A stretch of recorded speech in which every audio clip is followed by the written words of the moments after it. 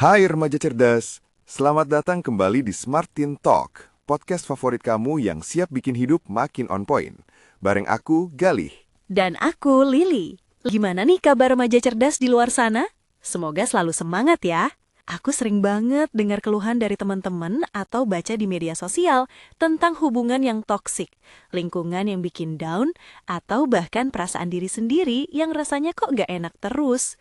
Kayaknya ini isu yang lagi banyak banget dialami remaja sekarang ya. Betul banget, ini memang topik yang relevan banget. Istilah toksik ini kan lagi populer ya, tapi kadang kita nggak benar-benar paham apa sih toksik itu dan gimana tanda-tandanya saat masuk ke hidup kita. Padahal, mengenali tanda-tandanya itu langkah pertama yang krusial banget buat kita bisa melindungi diri dan tumbuh menjadi pribadi yang lebih baik. Nah, setuju banget. Kadang kita mikir, paling cuma perasaan aja, atau dia kan teman dekatku, masa sih toksik? Padahal bisa jadi justru dari orang terdekat atau hal yang kita anggap sepele itu, toxicity itu mulai menyusup. Jadi hari ini kita mau kupas tuntas nih, apa aja tanda-tanda toksik itu, dan yang paling penting, gimana cara mengatasinya. Remaja cerdas, siapkan catatan dan hati kalian ya, karena pembahasan kali ini bakal insightful banget. Kita akan mulai dengan memahami apa itu toksik dalam konteks hubungan atau lingkungan. Menurut Dr. Lillian Glass, seorang pakar komunikasi dan penulis buku Toxic People, 10 Ways of Dealing with People Who Make Your Life Miserable, individu atau situasi toksik adalah mereka yang secara konsisten membawa negativitas, drama, dan tekanan dalam hidup kita, sehingga menguras energi emosional dan mental kita. Kuncinya ada di kata konsisten, bukan berarti sekali-kali ada beda pendapat langsung disebut toksik ya. Oke, jadi intinya yang konsisten ya. Bentuk toksik itu bisa beragam. Nah, kita akan bahas satu persatu tanda-tanda yang sering kali nggak kita sadari. Yang pertama, manipulasi dan kontrol. Ini sering banget terjadi, baik dalam pertemanan, pacaran, atau bahkan di lingkungan keluarga. Pelaku toksik itu punya kecenderungan untuk mengontrol orang lain demi kepentingannya sendiri. Mereka mungkin akan memutarbalikkan fakta, membuat kita merasa bersalah tanpa alasan yang jelas, atau mengancam secara halus agar kita mengikuti kemauan mereka. Contoh paling gampang, dia mungkin bilang, kalau kamu beneran sayang atau temen aku, kamu pasti mau melakukan ini. Ini kan seolah-olah menempatkan syarat pada hubungan, Kak. Wah, itu sering banget dengar di film-film ya, tapi ternyata di kehidupan nyata juga ada. Jadi kita harus hati-hati kalau ada yang mencoba mengendalikan keputusan atau pilihan kita dengan embel-embel sayang atau pertemanan. Lalu tanda yang kedua apa nih, Li? Tanda kedua adalah merasa selalu dihakimi dan dikritik. Ini sering banget kita alami dari teman atau bahkan orang yang kita hormati. Mereka mungkin sering melontarkan kritik pedas, meremehkan impian atau pencapaian kita, atau bahkan menertawakan ide-ide kita di depan umum. Padahal kritik itu kan harusnya membangun ya Kak.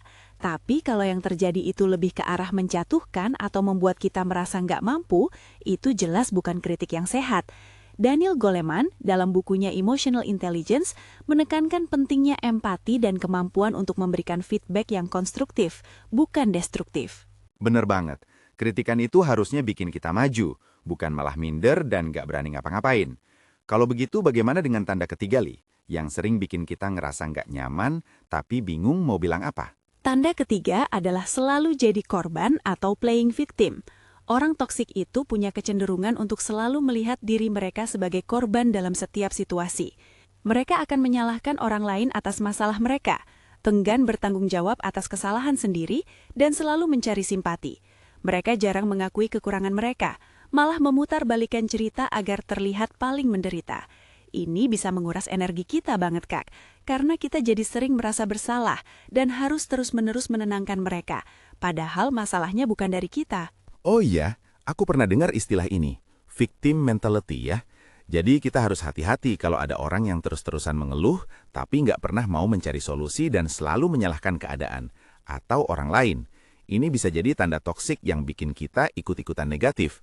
Apalagi nih, Li, tanda-tanda yang perlu kita waspadai. Selanjutnya, kurangnya empati. Ini salah satu tanda yang paling jelas. Orang toksik seringkali tidak mampu atau tidak mau memahami perasaan orang lain. Mereka cenderung fokus pada diri sendiri dan kebutuhan mereka, mengabaikan apa yang mungkin sedang kita rasakan. Ketika kita curhat, mereka mungkin membandingkan masalah kita dengan masalah mereka yang dianggap lebih besar, atau bahkan meremehkan perasaan kita. Dr. Brené Brown, peneliti empati dan penulis The Gifts of Imperfection, selalu menekankan bahwa empati adalah kemampuan untuk merasakan bersama orang lain dan mengakui perasaan mereka tanpa menghakimi. Kalau empati ini minim, hubungan jadi timpang, Kak. Wah, ini penting banget ya. Empati itu kan dasar dari setiap hubungan yang sehat. Kalau nggak ada empati, rasanya kayak ngomong sama tembok. Jadi kita harus peka nih kalau ada orang yang selalu abai sama perasaan kita. Nah, Li, ada lagi nggak nih tanda-tanda yang mungkin lebih halus tapi dampaknya besar? Ada, Kak. Tanda kelima adalah energi kita jadi terkuras habis setelah berinteraksi dengan mereka. Pernah nggak sih setelah ngobrol sama seseorang, kamu langsung merasa lelah, stres, atau bahkan jadi pesimis? Itu bisa jadi indikasi bahwa interaksi itu toksik. Orang toksik ini punya kemampuan untuk menyedot energi positif kita dan menggantinya dengan energi negatif. Mereka mungkin sering mengeluh, bergosip, atau menciptakan drama yang nggak perlu. Interaksi dengan mereka itu rasanya seperti maraton yang nggak ada garis finishnya. Ini relate banget sih. Kadang kita nggak sadar kenapa tiba-tiba mood jadi jelek atau capek banget setelah ketemu orang tertentu. Ternyata itu bisa jadi tanda toksik ya. Nah, dari semua tanda-tanda ini, kira-kira gimana sih, Li, cara kita mengatasinya? Kan nggak mungkin kita langsung cut off semua orang gitu aja. Tentu saja tidak, Kak. Mengatasi situasi toksik itu butuh strategi. Nah, ini dia beberapa langkah praktis yang bisa remaja cerdas terapkan. Pertama, kenali dan akui. Langkah pertama adalah menyadari bahwa ada toxicity dalam hidupmu dan mengakui bahwa itu memengaruhi kamu. Jangan denial atau meremehkan perasaanmu sendiri. Seperti yang dijelaskan oleh Carl Jung, salah satu pendiri psikologi analitis, self-awareness adalah kunci untuk pertumbuhan pribadi. Kita harus jujur pada diri sendiri tentang apa yang kita rasakan. Kedua, tetapkan batasan atau boundaries yang jelas. Ini super penting, Kak. Batasan ini adalah aturan tak tertulis tentang apa yang boleh dan tidak boleh kita terima dalam sebuah hubungan. Misalnya, kamu bisa bilang, aku nggak nyaman kalau kamu terus-terusan mengkritik penampilan fisikku. Atau, aku nggak bisa selalu membatalkan rencanaku cuma karena kamu. Menetapkan batasan ini bukan berarti kita egois, justru untuk melindungi kesehatan mental kita. Dalam buku Boundaries, When to Say Yes, When to Say No to Take Control of Your Life oleh Dr. Henry Cloud dan Dr. John Townsend, mereka menjelaskan pentingnya batasan untuk menjaga integritas diri. Ini poin yang sulit tapi penting banget ya, Li. Kadang kita takut dibilang jahat atau nggak setia kawan kalau pasang batasan. Padahal itu buat kebaikan kita sendiri. Lalu, langkah ketiga apa nih? Langkah ketiga, kurangi interaksi atau batasi waktu dengannya. Jika memungkinkan, coba kurangi frekuensi atau durasi interaksimu dengan orang toksik tersebut. Kalau itu teman di sekolah, mungkin kamu bisa coba duduk agak jauh saat di kelas. Atau kalau dia sering mengajak nongkrong yang negatif, kamu bisa memilih untuk tidak ikut atau mencari teman lain untuk aktivitas positif. Nggak perlu langsung ghosting atau musuhan kok, cukup secara perlahan mengurangi intensitasnya. Ini juga berlaku untuk lingkungan toksik ya. Misalnya, kalau kamu sering terpapar konten negatif di media sosial, coba unfollow atau mute akun-akun tersebut. Jadi, secara bertahap mengurangi porsi mereka dalam hidup kita ya. Bukan berarti kita menghindari dari masalah, tapi lebih ke arah menjaga diri sendiri. Oke, apalagi nih, Li, yang bisa kita lakukan? Selanjutnya, fokus pada diri sendiri dan jaga energi positifmu. Jangan biarkan negativitas dari orang lain menyedot semua energimu. Alihkan fokusmu pada kegiatan yang kamu nikmati, teman-teman yang suportif, atau hobi yang bisa meningkatkan mood. Lakukan self-care seperti olahraga, meditasi, atau cukup tidur. Ini adalah bentuk self-preservation yang sangat penting. Martin Seligman, bapak psikologi positif, selalu menekankan pentingnya membangun kekuatan dan kebahagiaan internal. Terakhir, cari dukungan. Kalau kamu merasa kewalahan dan kesulitan menghadapi situasi toksik sendirian, jangan ragu untuk mencari dukungan dari orang dewasa yang kamu percaya, seperti orang tua, guru, konselor sekolah, atau psikolog. Berbicara dengan mereka bisa memberikanmu perspektif baru dan solusi yang mungkin tidak terpikirkan sebelumnya.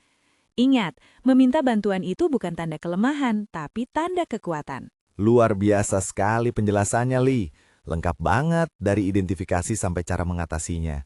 Jadi remaja cerdas, intinya kita perlu peka terhadap tanda-tanda toksik, berani menetapkan batasan, dan yang paling penting, selalu prioritaskan kesehatan mental dan kebahagiaan diri sendiri. Jangan biarkan toxicity merenggut potensi terbaik kalian. Betul banget, Kak. Karena setiap remaja cerdas berhak punya lingkungan dan hubungan yang sehat, yang mendukung kalian untuk terus berkembang dan menjadi versi terbaik dari diri kalian. Nah, remaja cerdas, semoga pembahasan kita hari ini tentang tanda-tanda toksik dan cara mengatasinya bisa jadi bekal berharga buat kalian ya. Ingat, kamu nggak sendirian. Banyak banget yang mengalami hal ini. Jadi jangan takut untuk bertindak. Dan jangan lupa, kalau kamu punya pengalaman atau pertanyaan seputar topik ini, tulis di kolom komentar ya. Kami tunggu banget insight dari remaja cerdas semua. Sampai jumpa di episode Smart Teen Talk berikutnya. Tetap semangat, tetap positif, dan terus jadi remaja cerdas kebanggaan. Sampai jumpa!